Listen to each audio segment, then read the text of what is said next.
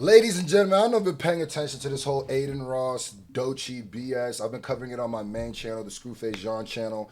And I'm not even going to get to, I'll give you a quick rundown. Adin doesn't like black women. Okay, anyway, so it's not even about Adin calling her industry plan or whatever he feels about his music, her music. It's about the fact that he was calling her unintelligent, a B word, calling her all out her name for really nothing. And then when I knew Adin was a full-blown what he is when Glass Malone stepped in to defend Doechii, or at least say, hey, you can have your opinion, you could even diss her like in a song, but like this stuff, we're not gonna let you just harass her in front of us for no reason. And then he immediately said, well, Glasses, that's why you don't take care of your kids. You have a bunch of baby mamas. You know, a bunch of black stereotypes. You want to know the crazy thing? Glass Malone don't have any kids or a baby mama. So he was just being racist. So my dude, Zay Dante, has covered the issue. We've been waiting on you, Zay.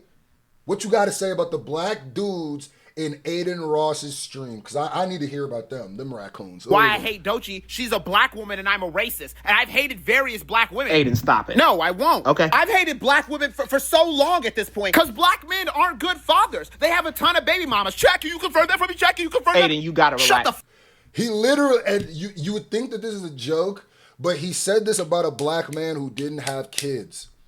Besides the, I really, I'm gonna keep this honest.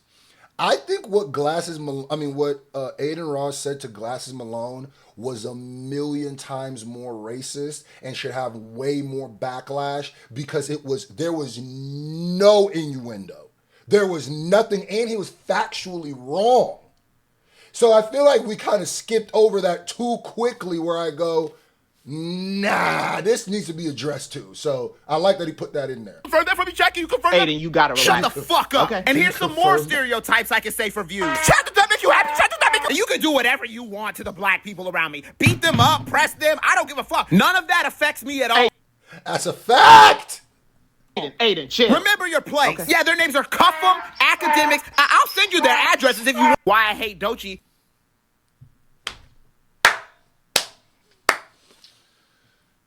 Shout out to my man Zay. Nice and subtle with it too. Let's go to your next You know. All right, so we got the swimming pools reaction. We might as well get two Zays in one day. Huh? Two Zays one day? Let's go. You know, alcoholism is a real deadly disease. I'ma tell you, you should stop drinking, please. Now I know that it can be really fun, but do not do it. Seriously! I need you to not do it.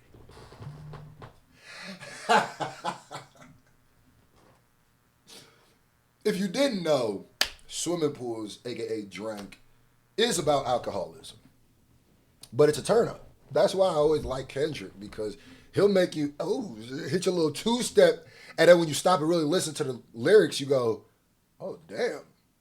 Puts the medicine in the candy. I like that. But if you pay attention, I grew up my whole life with them bottles, and like Granddaddy he's talking about alcoholism, and how alcoholism actually affects not just him, and I think he's talking about he don't even drink that much, but it's more like generational.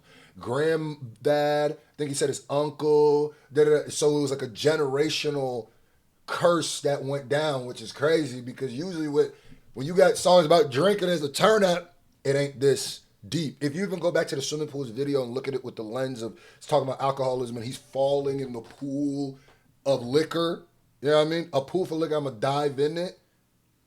Pull up, drink, headshot, drink, that drink.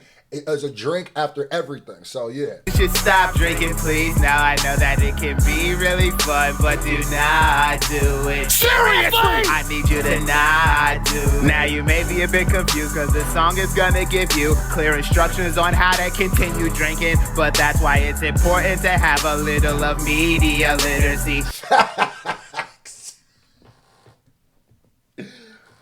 Yeah, I started saying that lyrical comprehension should be something that's taught in school more, right? Because we teach reading comprehension. It should be a part of reading comprehension is lyrics comprehension, because how much lyrics play a role in people's lives, how much lyrics or music and lyrics can go beyond lyrics. It could be just a media literacy class where it's like understanding like social media, understanding the truths and the non-truths of social media, understanding what somebody might be really saying in a movie compared to what you're hearing them say on the surface, what they're really saying. And the same thing with lyrics, because boy has double speech, metaphors, similes, or all any kind of colorful talking have confused whole generations of people. Where I go like, damn, y'all can't tell that this is a song. Yes, it's a drinking song, but it's also a song about alcoholism. Y'all don't hear that? But that's true. That's why you have to have a little bit of media literacy. A little of media literacy. All of the outcomes will destroy all your friends and family. What's happening now? Oh, this is the skit where my friend's brother gets Whoa! Good Kid, Mad City, one of the greatest albums of all time. I still think it's my favorite Kendrick album. Yeah, we thought drinking was fun. Now we dying of thirst. Lots of parallels to consider. You know, I'll Dying of Thirst. Oh, wait. Is Dying of Thirst right after Swimming Pools? Told you not to play it for people. And what's the first? Might as well go to the third one. Black Beatles. We still got time. Ray Shremmerd after making Black Beatles. Told you not to play it for people. And what's the first thing you do? Played it for someone. Played it for someone. Now look at him. How are we supposed to explain this to his family? That he don't got no type? That he don't got no... I'm about to whoop your ass. My till it bad, turns my to bad. A real I'm sorry, no flex I'm sorry. zone. We just gonna say it's a challenge. All right. We just gonna say it's a challenge. Man, there's something, not even to get super deep about this, but there's something about, I think, because we always talk about how we don't have a monoculture anymore, and that really kind of messes up the experiences culturally, I think. And people say we haven't had a monoculture since like the 90s or early 2000s. I'm going to keep it gangster.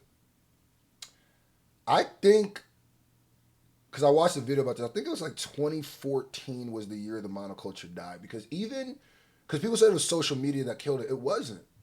When we were doing the crate challenges, we were all doing that together. We all were watching the videos. We were all doing it.